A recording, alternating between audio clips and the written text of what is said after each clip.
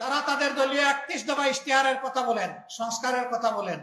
ওই দফার প্রথম দফা হচ্ছে তারা যদি সরকার গঠন করেন তাহলে তারা একটা সংস্কার কমিশন গঠন করে সংবিধানে ওই সমস্ত ধারাগুলাকে সংস্কার করবেন যে ধারাগুলা অতীতে সরকারকে ফেসিবাদী বানিয়েছে।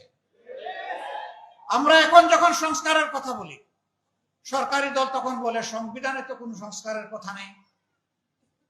তো সংবিধানে যদি সংস্কারের কথা নাই তাহলে সেদিন আপনাদের 31 দফায় আপনারা লিখেছিলেন কিভাবে?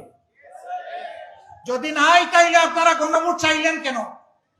যদি নাই তাহলে হা ভোটে জনগণকে আহ্বান জানালেন কেন? এই সবগুলো হচ্ছে দ্বিচারিতা, নিজেদের দেওয়া ওয়াদার বিরুদ্ধে অবস্থান এবং জনগণের রায়কে অস্বীকার, অগ্রাহ্য এবং অপমান করা। যখন স্পিকার এই ব্যাপারে কোনো সিদ্ধান্ত দেননি, আমরা আশা করেছিলাম স্পিকার সিদ্ধান্ত দিয়ে বলবেন গণভোটের রায় গ্রহণ করা হলো। তিনি এইটা না বলে বললেন যে এই আলোচনা এখানে সমাপ্ত হলো, যেটাকে সংসদীয় ভাষায় বলে টক আউট। আলোচনা হয়েছে, ফেলে দেওয়া হয়েছে, এখন আর নাই। আমরা মর্মাহত হয়েছি, জাতি কষ্ট পেয়েছে।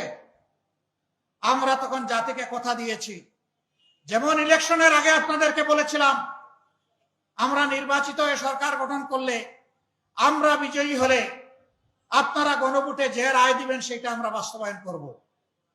আমরা যেহেতু সরকার গঠন করতে পারিনি, যেহেতু সংসদের ভিতরে আমাদের কথাকে, জনগণ কথাকে, ন্যায্য কথাকে আমলে নেওয়া হয়নি, সেই কারণে আমরা আবার জনগণের দাবির সাথে একাত্ম হয়ে জনগণের কাছে ফিরে এসেছি এবং সেই দাবি আদায়ের জন্য আজকে থেকে আমরা আন্দোলন শুরু করেছি। আপনারা দেখেছেন বায়তুল মুকাররম উত্তর গেটে আজকে এই দাবি আদায়ের জন্য আর এই দাবিকে অপমান করার জন্য, তার প্রতিবাদে এবং দাবি আদায়ের পক্ষে প্রথম কর্মসূচি বাস্তবায়িত হয়েছে। এটা আমাদের শেষ নয়, এখান থেকে শুরু। আমরা কথা দিচ্ছি, আমরা আস্থাশীল, ইনশাআল্লাহ আপনাদেরকে সাথে নিয়ে এই দাবি আমরা আদায় করেই ছাড়ব। আমাদের সামনে বিকল্প কোনো রাস্তা খোলা নেই। আমরা চাই না আবার ফ্যাসিবাদ আবার বাংলাদেশে কায়েম হোক। বাংলাদেশের একজন নাগরিকও চায় না বাংলাদেশে আবার ফ্যাসিবাদ ফিরে আসুক। সুতরাং আমাদের অবস্থান স্পষ্ট।